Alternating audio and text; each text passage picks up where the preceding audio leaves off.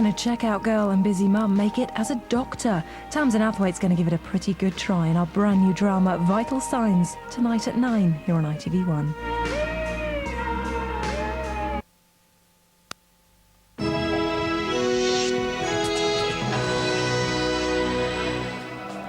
Just like the bad old days, are these Polish thugs about to turn the World Cup into a battleground? Hello, good morning. This is the News Hour on GMTV. It's 6 o'clock on Thursday, the 20th of April, 2006.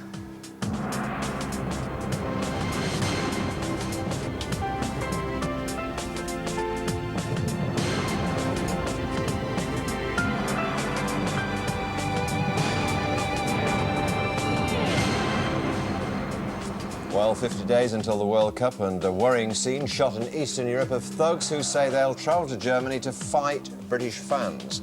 We speak to one of Britain's top policemen who's sending some of his officers in uniform to Germany. Also this hour, £20 million is needed to feed 11 million starving Africans. But will Oxfam's latest appeal fall victim to compassion fatigue? And from sat-nav to splash-nav, the car computers landing drivers in, well, pretty deep water, as you can see there. This is why I don't use sat-nav. I just don't use it because of that. We'll talk more about that later. Let's get the weather first with Andrea. Good morning. A fairly cloudy start across many parts. You can see it's quite misty and murky as well, especially across the south and west, so bear that in mind if you're heading out on the roads in the next couple of hours or so. There's also some patchy drizzle around. Some places managing to catch some kind of sunshine, mainly across the far south and east and across the Channel Islands. Also looking a bit grey across Scotland this morning. As we go into this afternoon, what we will see is rather more persistent rain pushing in across parts of Ireland into the southwest. Some sunshine managing to hang on across the far south and east, maybe into East Anglia, but generally speaking, it's a grey and showery picture. Best of the temperatures in the south. John. Thanks very much indeed, Andrew. Our top story this morning, an emergency package of measures to protect the public from high-risk offenders will be announced today by the Home Secretary, Charles Clarke. Denise Gravel has the details. Charles. The Home Secretary's get-tough approach follows an increasingly long list of crimes committed by offenders while they were on probation. One of the most horrific was the murder of schoolgirl Mary-Ann Lenihan, who was raped and stabbed by a gang of men, 4 of whom, it turned out, were under probation supervision at the time of the killing. The Home Office was already under fire following the murder of wealthy London financier John Monckton at his luxury home. Damien Hanson, convicted along with drug dealer Elliot White, had only been let out of jail 3 months earlier after being released halfway through a 12-year sentence for attempted murder. It's expected supervision orders will be made tougher, with offenders limited as to how much alcohol they can drink, put under curfew and even banned from sports grounds. Opposition from human rights groups is expected, but breaching the new order could carry a maximum sentence of 5 years in jail. That report from Denise Gravel. Let's get this morning's other news stories, and we're joined this morning by Sarah Gatenby. Good morning. Thanks, Jackie. Good morning. Good morning. Oxfam is launching its biggest ever food crisis appeal to help drought-stricken areas of East Africa. The charity hopes to raise £20 million to help millions of people at risk of starvation in countries like Somalia and Kenya. It says there are already reports of people dying because of a shortage of food, and recent rain has increased the risk of disease. Michael Barrymore has welcomed the police's decision to review the death of Stuart Lubbock. The 31-year-old died at a party held at the entertainer's Essex home. Police say they may re-interview Mr Barrymore, who's due back in Britain next week. Robin Ross reports. It's been 5 years since the body of Stuart Lubbock was found drowned in Michael Barrymore's swimming pool. The 31-year-old had suffered severe internal injuries. A coroner recorded an open verdict, and despite a lengthy police investigation, no one has ever been charged. Now detectives say they ought to review the case. Stuart's father is hoping for answers. People that were at that party may have remembered something small that happened, or maybe they know something big that happened, and maybe their conscience is pricking them a bit. Barrymore has vowed to do all he can to help police. At the time of the incident, he defended himself. I am not responsible for Stuart getting into the pool, and I'm not responsible for his death. Essex police say the review is routine and that it's possible that Barrymore and others will be re-interviewed. The entertainer moved to New Zealand 3 years ago after the case left his career in tatters. Local press there say he's due back in Britain next week. Almost 2/3 of burglary victims are in their homes while the crime's taking place. Most are completely unaware they're being burgled, according to new research. The charity Victim Support says 1/4 of us are burgled more than once. The most common items stolen are cash, checkbooks and credit cards. Drunken stag and hen parties who get themselves into trouble abroad should have to pay for help from British diplomats.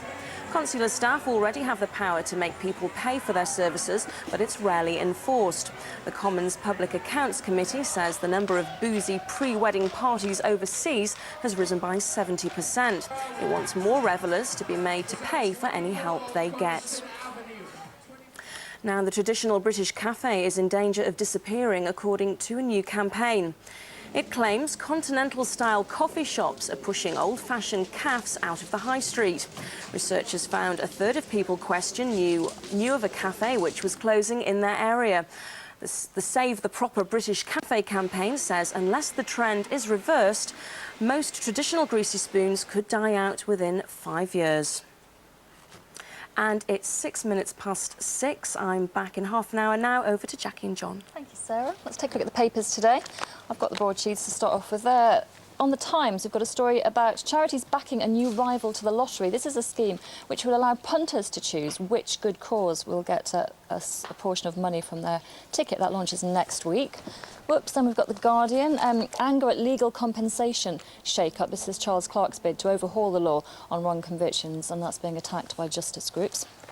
On the Daily Telegraph, we've got that story about the decline of the Great British Breakfast that Sarah just mentioned. Also a story about a dignity nurse in every hospital. This is a special nurse who's going to be appointed in every health service hospital to ensure that elderly patients get treated with the respect they deserve. And it is a good idea. And finally, The Independent. We've got Gordon Brown and David Cameron there, both of them saying why I deserve the Green vote. Let's have a look at some of the tabloids. The Daily Mail splashes the remarks by a cousin of the Queen saying that she will not be moved, she will not abdicate. The Daily Express has a story saying that Britain has taken 1 in 8 of the entire world's asylum seekers. Picture there of the Queen, happy and glorious. 80th birthday tomorrow, of course. A lot of talk at the moment about BBC fees paid to presenters. £15 million payday for Jonathan Ross, says the Daily Mail. He's in the middle of a tug-of-war between the BBC, ITV and Channel 4. Almost as much as you know. Absolutely, yes. You said BBC didn't pay. The man with 7 wives, this is Philip Sharp, who apparently has 7 wives, and is quoted as saying, "It's hard work living there." I think that's probably the quote of the week. And on the front page of The Sun, sort of silly story on the face of it, with a serious point to it. England football fans urged to sing in German at the World Cup to avoid offending their host. The serious point being that English fans, should do their best to sort of blend in there to avoid trouble. And we'll go on to sport now. And Arsenal are halfway to the Champions League final after beating Villarreal last night, but have they done enough? And in the Premiership, Birmingham breathed a sigh of relief, but for how long, one wonders. Daily Star's Brian Wilner's with us. Watched the game at Highbury last night. Have they done enough, do you think?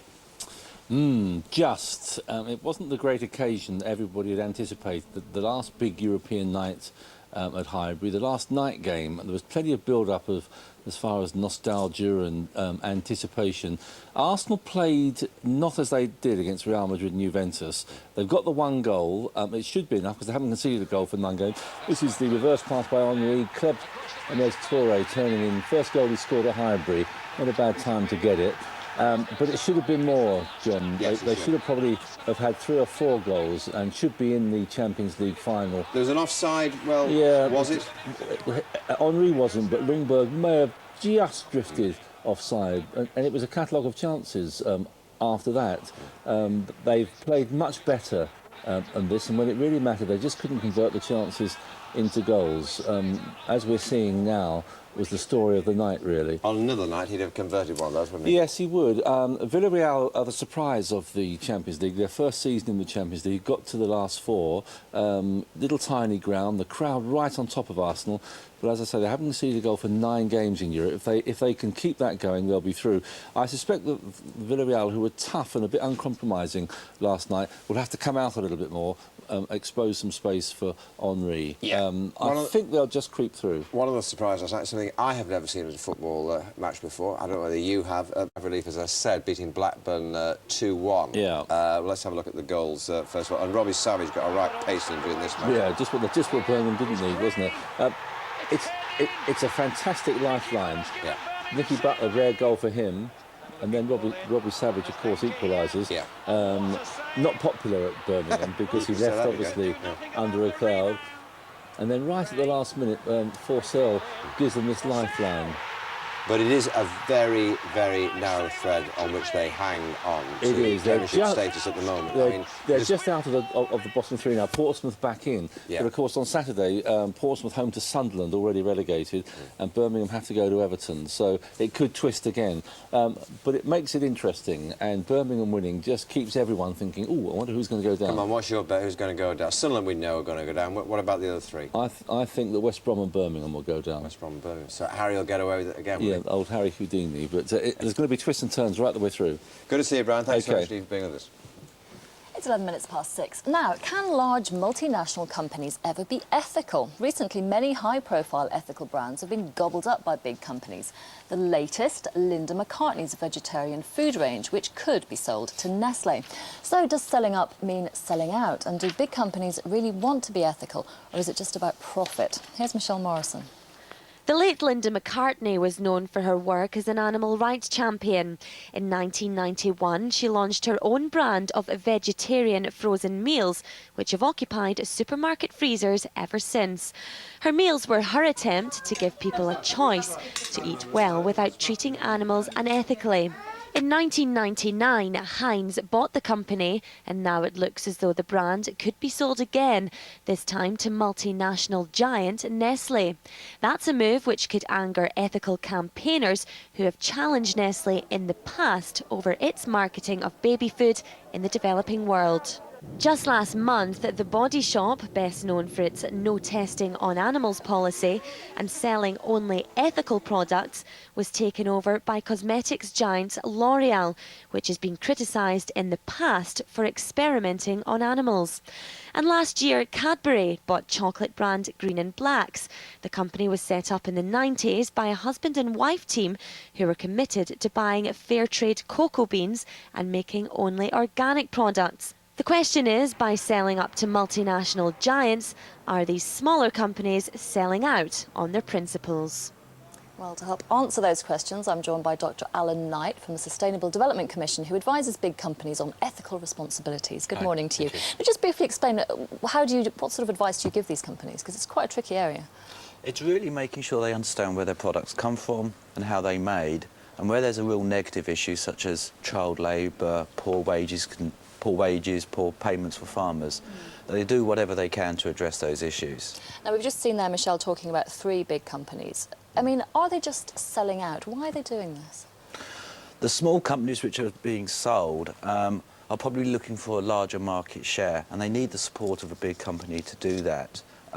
These small companies are very true to very high standards, and what I'm interested in seeing, will somebody like Cadbury's actually absorb some of those values from the Green and Black's range into every single product they sell. Well, that's the big question, isn't it? Because surely when the big companies take over, there's got to be a big danger of the brands being watered down, because the big companies just don't have the expertise in these sort of niche areas, do they? But on something like chocolate, that's going to be very hard to do, because Green and Black's sort of brand essence is it's fair trade and it's organic. And both those things are independently certified. So the certifiers won't let that brand diluted, because they'll take away the certification.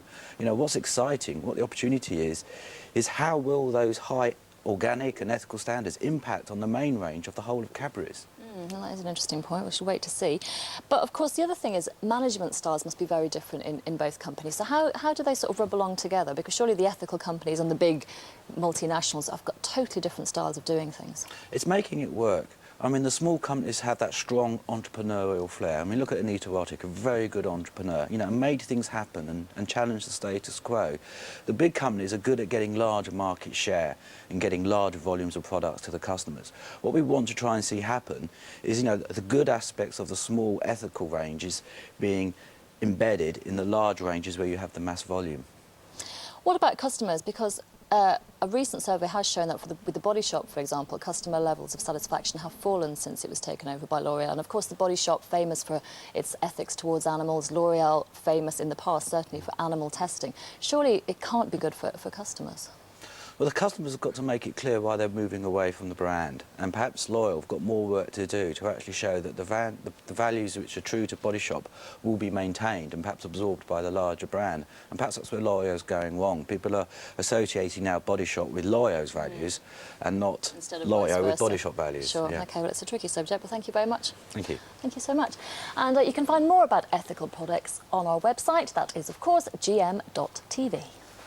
Time now 16 minutes past 6. You're watching the News Hour here on GMTV. These are the headlines you're waking up to this morning. The Home Secretary, Charles Clarke, is to announce a new package of measures to protect the public from high-risk offenders. They'll face tougher supervision when released on probation. Oxfam has launched its biggest ever food crisis appeal to raise £20 million to help drought-stricken areas of East Africa. It says 11 million people are in urgent need of help. And a campaign has been launched to save the traditional British cafe against the onslaught by continental-style coffee bars. Now then, with just 50 days to go until the World Cup begins in Germany, final security preparations are being made, and a good thing too.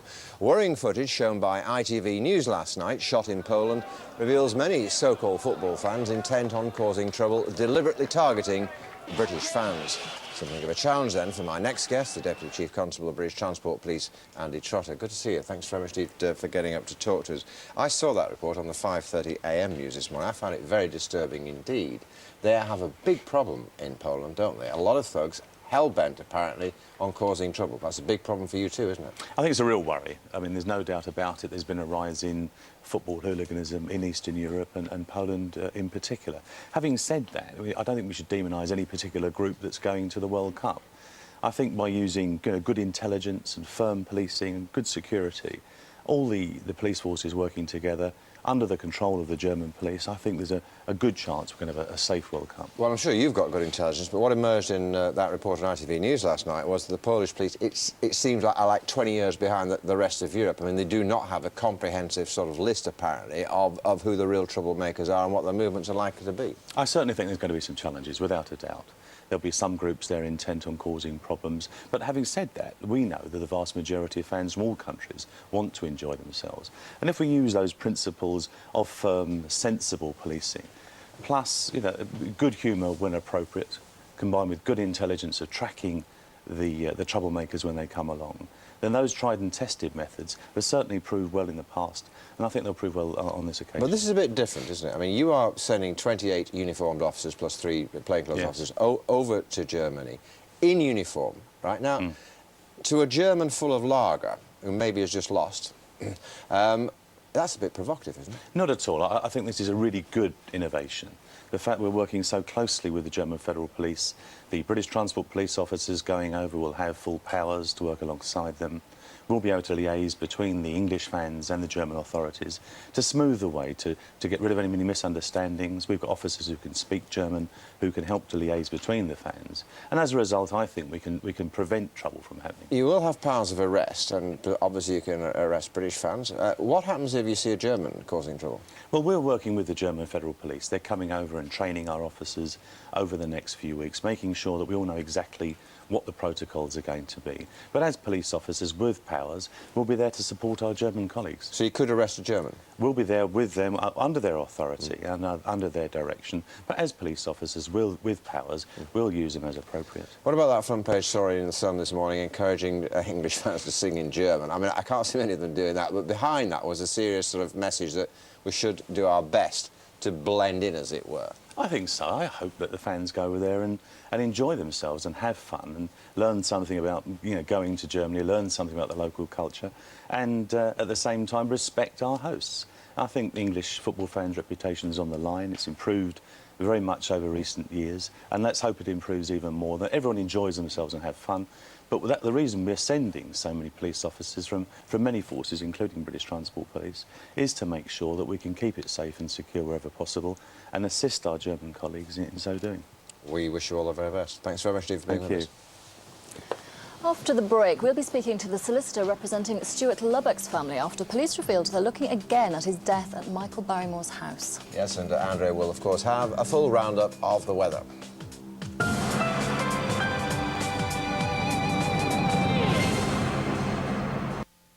Sometimes I feel like I'm sitting on this long, slow conveyor belt, just watching the world go by. A moment of realisation. So it's true, people like me really can train to be a doctor? Can be a moment to savour. I've looked into it and I think I can do it. Well, I think you should do it. Otherwise you might regret it. Seize the moment. I expect 100% commitment from each and every one of you. No excuses. Tamsin Outhwaite, Vital Signs. Brand new drama tonight at 9, ITV1. Don't blow piles out of all proportion. Get soothing relief with Germaloid's HC spray. There's a good reason why the best-selling treatment for warts and verrucas is clinically proven Bazooka Gel. Bazooka simply and safely eliminates warts and verrucas and dries to form a water-resistant protective barrier. No mess, no fuss, no plasters. So for a painless answer to warts and verrucas, ask your pharmacist for the #1 selling Bazooka Gel. And Bazooka that verruca. For ladies who enjoy their cars, Sheila's wheels are superstars. Girls are bored beyond endurance, paying too much for car insurance. For bonds of car insurance deals, girls get under Sheila's wheels. Women make the safest drivers, we could save a bunch of fibers. For bonds of car insurance deals, girls get under Sheila's wheels.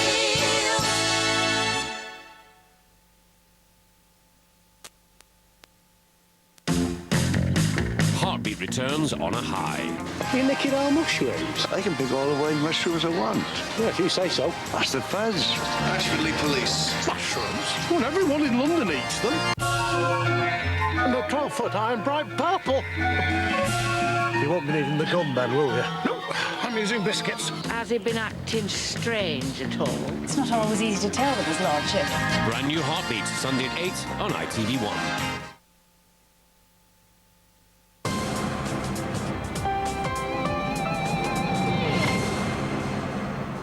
Welcome back, it's 6:22. Now, the TV entertainer Michael Barrymore could be questioned again by police over the death of Stuart Lubbock in his swimming pool.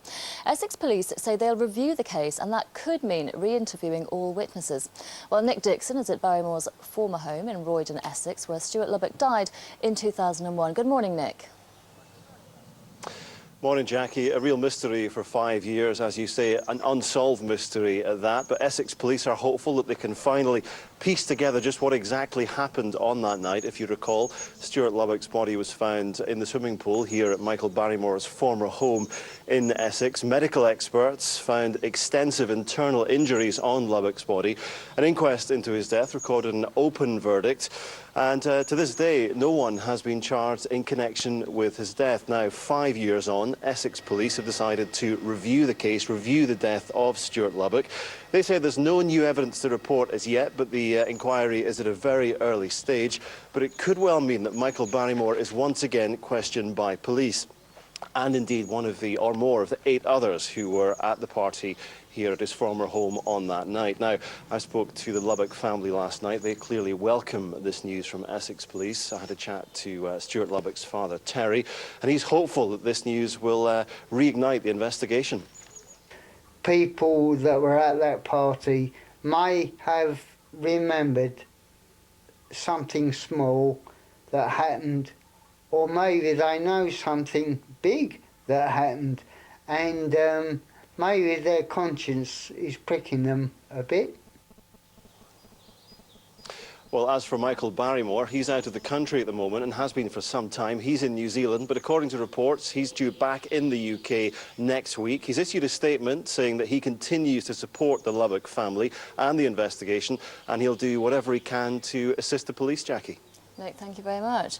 Well, as Nick mentioned there, last night Michael Barrymore did say he welcomed the inquiry and he vowed to do all he could to help the police. In an exclusive interview with GMTV back in 2002, this is what he had to say then. I can't be any more sorry about what happened. I don't know how Stuart got into the pool, but I am not responsible for Stuart getting into the pool, and I'm not responsible for his death. Michael Barrymore in 2002 there. Well, I'm joined in the studio now by the Lubbock family solicitor, Tony Bennett. Good morning to you. Good morning. Now, the saga continues that no charges were ever brought, an open verdict at the inquest. The Lubbock family did try to open a private prosecution and failed due to insufficient evidence. So they must be quite happy that this has now developed. Oh yes, Mr. Lubbock is delighted that there's going to be a review, and I understand it's going to be quite a thorough review. I've heard that there's going to be a team of officers involved. It's not just, I think, a paper review, but I do expect some of those who were interviewed before to be re-interviewed. And of course they have quite a lot to tell. Well, that's what I was going to say. Now, is this an indication that there was some flaw in the original inquiry? The police are insisting it's routine, a routine re-look at the evidence. But is there something new that we don't know about? The police have admitted that there were flaws in the original inquiry and investigation. One of the most serious was the failure to preserve evidence at the scene. It wasn't declared a crime scene until 2 weeks later, and vital evidence was lost. And there were also flaws in the pathology investigation by Dr. Heath, who omitted several important things from his findings. But at the end of the day, the police established that there was a violent assault, and have always said there was a violent assault. They referred to a wall of silence and just hoped that in the course of time perhaps allegiances would change and that someday somebody would come forward and tell what happened. And you think that's what's happened now? Somebody has come forward? There has been a development in that one of the female witnesses has been under investigation for perjury since February. And that's a parallel investigation that's going on. She, I think, probably has things to tell the police. I don't know whether that's related or not, but certainly some of the witnesses who've spoken so far publicly in the press have not told the real story of what happened at the party, which I've been able to investigate over the last 2 or 3 months. There's definitely significant facts to come out, no doubt about it. OK, well, certainly will be very interesting, and the saga continues. Tony Bennett, thank you very much for joining us. Thank you. Time now, 27 minutes past 6. Let's catch up on the weather with Andrea, who will tell us what's going to happen, not just tomorrow, I guess, but for the weekend as well, maybe. And so for the north of England and North Wales, we'll have... GMTV weather, sponsored by Nestle Cereals. Whole grain for the whole family every morning.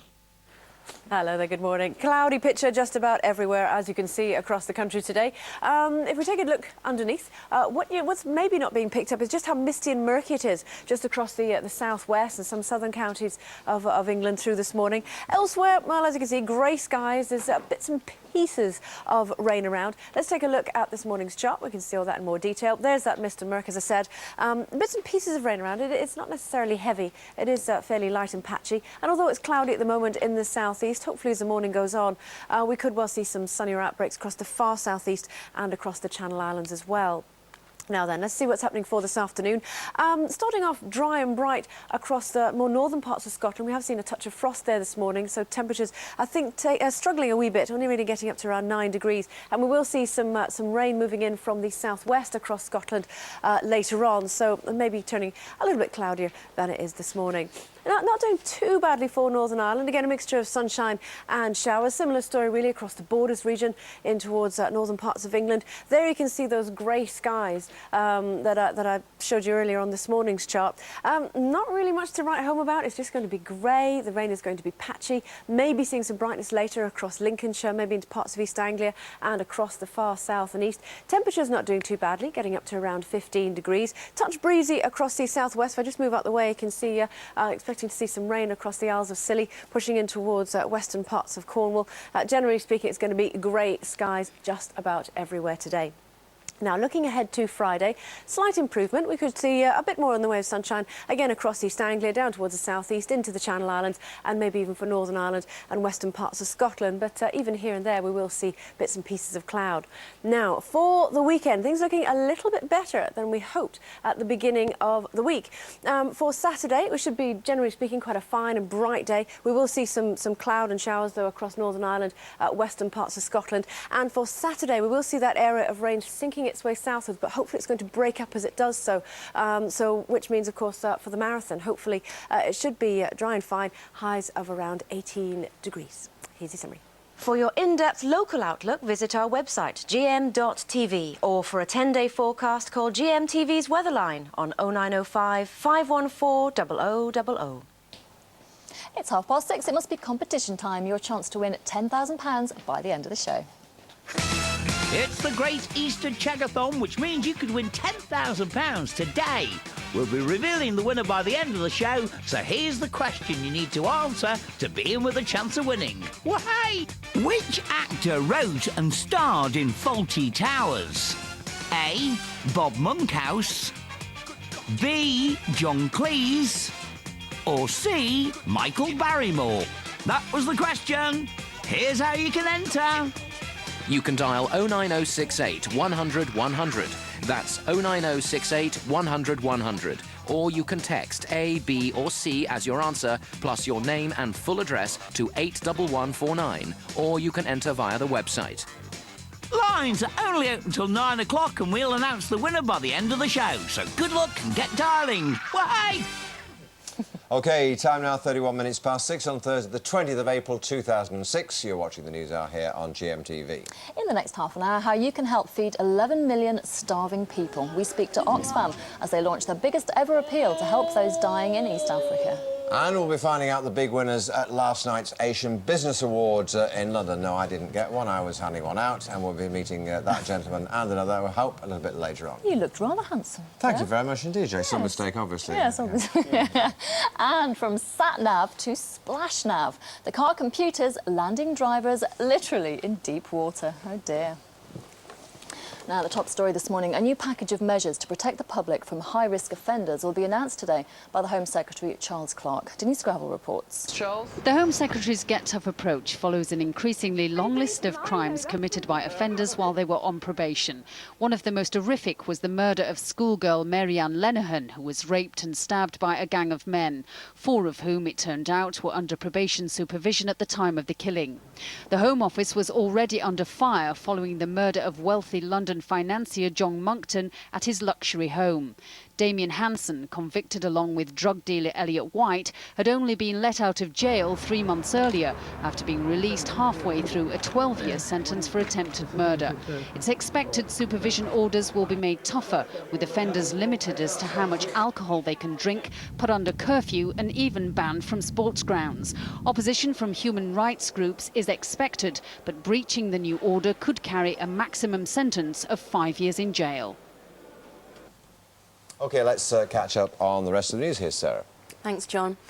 Good morning. Oxfam is launching its biggest ever food crisis appeal to help drought-stricken areas of East Africa. The charity hopes to raise £20 million to help millions of people at risk of starvation in countries like Somalia and Kenya. It says there are already reports of people dying because of a shortage of food, and recent rain has increased the risk of disease. Michael Barrymore has welcomed the police's decision to review the death of Stuart Lubbock. The 31-year-old died at a party held at the entertainer's Essex home. Robin Ross reports. It's been 5 years since the body of Stuart Lubbock was found drowned in Michael Barrymore's swimming pool. The 31-year-old had suffered severe internal injuries.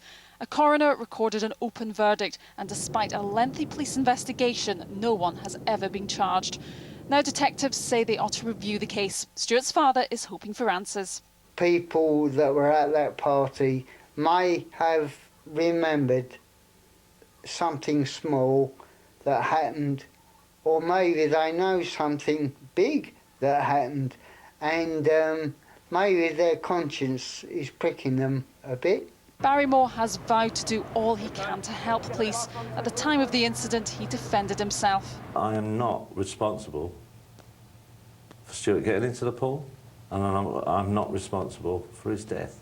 Essex police say the review is routine and that it's possible that Barrymore and others will be re-interviewed. The entertainer moved to New Zealand 3 years ago after the case left his career in tatters. Local press there say he's due back in Britain next week. The Foreign Office are investigating reports that a senior al-Qaeda terrorist in custody in Turkey claimed he was a member of the gang which abducted and murdered British hostage Ken Bigley. The Guardian claims Louis Asaka said he presided over a mock trial of Mr Bigley shortly before he was killed in Iraq in 2004.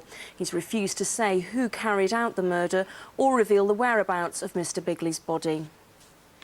Trial.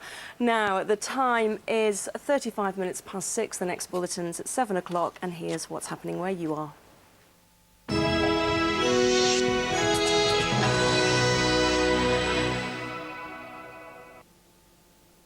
Good morning and welcome to the Breakfast News from ITV Granada. First, Michael Shields could find out today if his appeal against his conviction's been successful. He's currently serving 15 years in jail in Bulgaria for the attempted murder of a barman. Liz Fordham reports. Michael Shields has always said he's innocent of attempted murder. That on the night the barman was injured, he was in bed at his hotel. This seemed to be backed up by a confession another man, Graham Sankey, made. But the Bulgarian courts wouldn't accept it, and he later withdrew it.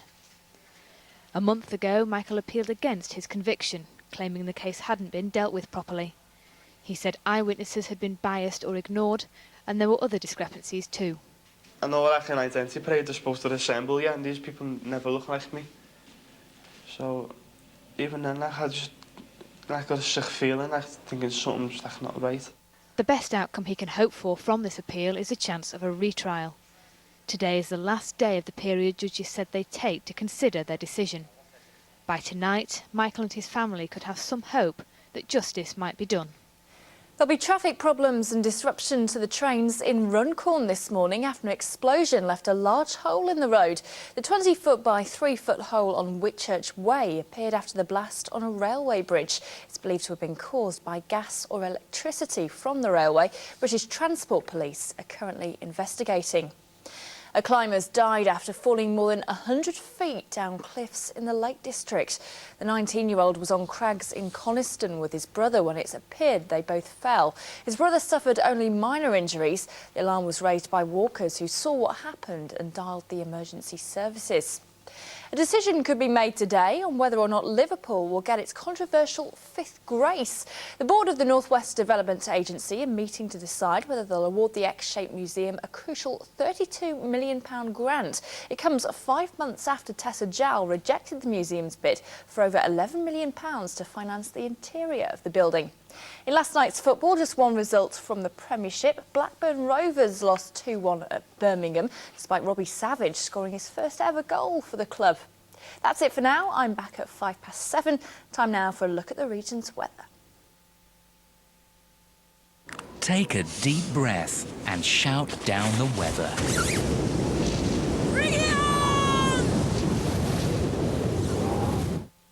A fairly misty start with largely cloudy skies, giving some patchy light rain and drizzle. This afternoon, again, mainly cloudy with more light rain, highs of around 14 degrees.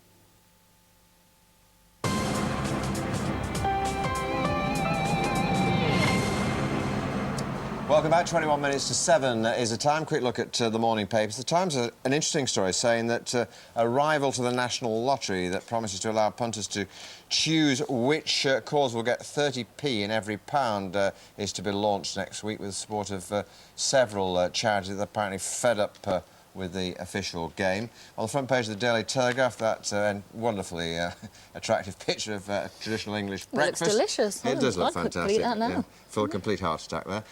That's there because, of course, there's a threat apparently to the traditional English cafe from sort of espresso bars, etc., etc. And alongside it, interesting story saying that dignity nurses, so-called dignity nurses, are going to be appointed at hospitals to ensure that elderly patients are treated with the respect they deserve. I'm sure that'll be welcomed by everyone. From front page of The Independent, Why I Deserve the Green Vote. That's an exclusive interview with the two PMs in waiting, as it were, Messrs Cameron and Brown. I assume Mr Brown is the man for the job, as it were, at the end of the day. And on the front page of The Guardian, miscarriage of justice campaigners enraged, apparently, by plans to stop defendants walking free from the Court of Appeal after their convictions have been quashed on a technicality. Front page of The Sun is one we'd like to hear your views on this morning, actually.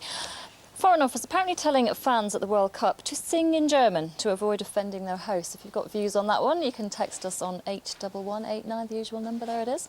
But that's what The Sun is saying this morning. Daily Express, 1 in 8 of all asylum seekers lands in Britain. More and more crowd in, but only a tiny few are thrown out, according to the Express. Daily Mail, we've got a nice picture of the Queen there on the eve of her 80th birthday. One shall not be moved. The Queen, apparently, according to her cousin, is never planning to abdicate. And the Daily Star has this story about the man with 7 wives. OK, let's move on now, because Oxfam launch their biggest ever appeal today. They want £20 million to help 11 million starving people in East Africa, a region ravaged by drought and famine. We're joined today by ITV News' Neil Connery, who's spent a great deal of time in East Africa, and Oxfam's Sarah Kine. Good morning to you both. I was very moved by your report. I'm sure millions of other people were too, or your reports, I should say, Neil. I mean, you're a seasoned, if you don't mind me saying so, campaigner, as it were. You've been out there, seen a lot of the world at its worst as well as its best. Weren't you a bit shocked by what you saw and found? Very much so, John. This part of Africa, people are very hard and tough and used to dealing with droughts, but we're talking about the worst drought in living memory. Every single person that I met in Kenya and in Somalia, they told me that they'd never witnessed scenes like this. The suffering is on an enormous scale and the need is very real and very urgent. And the big problem is the cattle that have been killed off in their thousands, and because they depend so much on their cattle, don't they? Absolutely. These are pastoralists. They need these cattle to survive. They've been completely wiped out. So even though there has been some limited rain in the past 2 weeks, it's rather an academic question because the damage has been done. These people's livelihoods are now ruined. So the question for them is, what are they going to survive on? How they're going to get through the next few years? It's a very bleak situation. Sarah, the British public have a great reputation, quite properly, for generosity towards others, and never more so than during the tsunami, which we all saw. That was live. It was Christmas or just after Christmas. It was in our homes. We were watching live pictures of this tragic, terrible... This is a bit different, isn't it? And you're asking for a vast amount of money. Yes, I mean, this is actually on a scale which is far bigger than what the tsunami itself. And as you said, the British public are traditionally incredibly generous, and what we hope very much is that they will see these terrible pictures and feel they need to help. It's unprecedented for Oxfam to launch an appeal of this size. It shows the scale that we think of the tragedy as it's unfolding, and we really want to help now. Because quick fixes don't work in this particular situation, Neil, do they? They don't. The problems are so complex here in terms of aid distribution, particularly in countries like Somalia, which has suffered from civil war and insecurity for so long. Getting to the aid to the people who need it, that is one of the key problems in Somalia. And talking about the rains that have arrived, there's a mixed blessing there because, as we were discussing earlier, the problem with that is it makes the roads impassable in terms of getting the food to the people who need it. The worry many people will have, and it's a justified worry, is that time and time again in the past they've donated their hard-earned cash, and then they've read 6 months later it's never got there. Some corrupt government eating it up, or there's simply been some form of maladministration which has prevented that cause being assisted. What can you say to those people this morning? Well, I mean, there are obviously cases where aid does go missing, but I think they're quite rare, and overall we're quite confident that the aid can get through. We're working closely with the governments in the region. The Kenyan government has actually been doing a lot itself already. It's doing the most, of course, in terms of giving money, in terms of support, but this is such a huge tragedy, and it's very difficult for a government like Kenya, which is relatively poor, to cope with something of this scale. And similarly for countries like Somalia, which are racked by conflict, it really does require outside assistance. And sadly, actually, the reason we're launching this appeal now is that the international community has failed so far to step up to the plate and provide enough money, and so we have to go to the public and ask them for support. Oh, wish you well. Thank you very much, Sarah, for being with us. Neil, thank you very much indeed to you. And if you want to find out more about Oxfam's campaign, log on to our website, usual place, gm.tv. You're watching the News Hour on GMTV. This morning's headlines. The Home Secretary Charles Clarke is to announce a new package of measures to protect the public from high-risk offenders. They'll face tougher supervision when released on probation. I'd consider... Michael Barrymore has welcomed the decision by the police to review the death of Stuart Lubbock, whose body was found at Mr Barrymore's home. He may be interviewed by police as part of this process. And a campaign's been launched to save the traditional British cafe against the onslaught by continental-style coffee bars. Now, it may be a must-have gadget for the modern car owner, but satellite navigation is landing some drivers, quite literally, in very deep water. Rachel Harrison is in Luckington in Wiltshire to tell us more. Now, Rachel, quite apart from the problem drivers are having there, I do believe you have a small personal problem in the form of a leaking welly? I did have a leaking welly, yes, you're very right, and I've had to amend that problem very quickly. But I have to say that we've all heard about lorries driving through small country villages, but not many people would actually drive through the River Avon. But that's exactly what some sat navigation drivers have been doing. It's a marvellous thing, modern technology. Even when a road is closed, SatNav finds you an alternative route. Unfortunately, this one goes straight through a river. It doesn't have brains in the way that we have brains, so it doesn't logically think it's been raining and therefore, you know, it's flooded. So there's a good argument for 4x4s. Over the last month, dozens of drivers passing through the village of Luckington have put their faith in technology and become well and truly stuck. I've come over the wall and to talk to somebody sitting in a van in the Ford, and he said, "But my sat-nav told me to come this way." At least there's still one form of horsepower that manages very well without a computer. Now, I'm going to come to the defence of some of those drivers because, as you can see, there's a dirt track which actually brings you down to the ford here. And the first thing the driver will see is this little water gauge. Now, the water gauge says that it's less than 1 foot deep. So you might think, well, that's OK, it's well below my tyre level. However, this has been positioned in the shallowest part of the ford. And if you watch me walk straight through now, you realise that as I go further, it gets much deeper. And of course, when it's been raining, it'll get even worse. And at some points, it's been up to 2 to 3 feet deep. This is well above a tyre level of a car. Not only that, the other problem is that it's a dirt, stony truck there. But when you actually get into the ford, it's pure silt, which is why it is so boggy and so many drivers have actually got stuck. Now, the village has come into its own because many of them have said, OK, well, what can we do about it? Well, the local farmer's making a bit of extra cash. He's charging £25 to get his tractor to pull vehicles out. And the lady in the cottage to the left of me is actually offering a free tumble dry service for those who get a little bit wet like I have this morning. And I can tell you, if you're a driver that's stuck in the middle of this, the last thing you need to be told by your sat navigation system is turn around when possible. That, Rachel, is why I don't use sat-nav, because I have followed a cameraman who says, follow me, it'll be quicker. And I've seen him go down one-way streets and no entry roads because the sat-nav tells him to. I don't use it. Stick to maps, that's my advice. Well, they're great. They have their uses, but not always, I think, and this proves the perfect example. You get out of the water, Rachel. Thanks ever so much.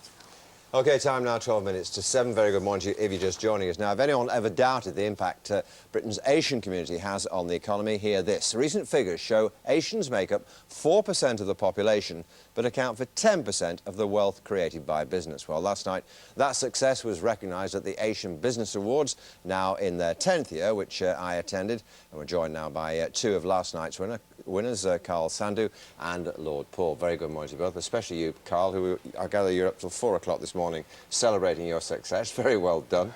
So great to see you here. Yours is a fabulous story. You started out on the market at age 14, yeah?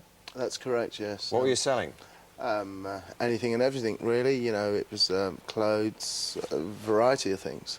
With your brother and your father? That's correct, yes. In the best of Asian traditions? Absolutely. A family affair. Then you spotted an opening in the market. What was that?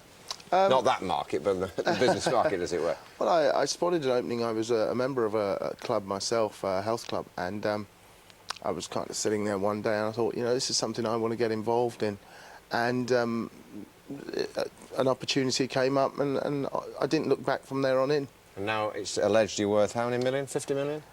Something like that. Something like that. He shrugs it off. But I mean, it's a great story. But to do that, to sort of get into that kind of business, I mean, obviously you need money. What else do you need? Nerve? I think the biggest thing you need determination. You need self-belief. You need guts, vision, and never give up. Lord Paul, why are Asian people so good at business? I think partly because they all have grown up in a joint family. That gives a lot of strength and confidence to you. Secondly, when you are ethnic in any part of the world, you have to work that much harder to prove yourself. And you find the challenge. And without challenge, you really cannot succeed. Why do you have to work so much harder in Britain if you're Asian? Oh, it's not a question of Asian working harder in Britain. If a Britisher goes to India, in order to be successful, he has to work 120% to be counted 100%. And this is no different for the Asians coming here. It's really part of, if you are ethnic in any country, you have to work that much harder to prove yourself. Now, you got your award, like the one Carl has here, for services to the community. You've done a great deal of charity work, and that charity work started in memory to your daughter, who sadly passed away after coming to this country for medical help, didn't she? Tell us about her and why that started. No, in 1966, my daughter fell ill when I was in India, and I brought her for treatment. We knew we were fighting a losing battle because she was suffering from leukemia. But she was in and out of the hospital for 22 months. And then we lost her. This was a very shattering experience, both for my wife and I. So I took what in India we call sannyas. You go into meditation and leave worldly life altogether. And the only reason I stayed in this country was because she had died here. And I wanted to live exactly in the place where she had died. And I still live there. And you set up a charity in her memory, for which you were rewarded last night, and I guess that award is for her as much as it's for you. It's a fabulous night last night, by the way. Sorry that there we are. There you are, getting your award. Thank you very much for inviting me and some of my colleagues. Claire Nazir was there, and Aruj Dafuicha. Great night. Thank you very much indeed for being with us this morning, and congratulations to you both. Thank you. Thank you very much, John. OK, Fiona and Ben here with GMTV today. In just a tick. Yeah, they'll have more on the Queen's 80th birthday celebrations. But first, of course, the weather with Andrea.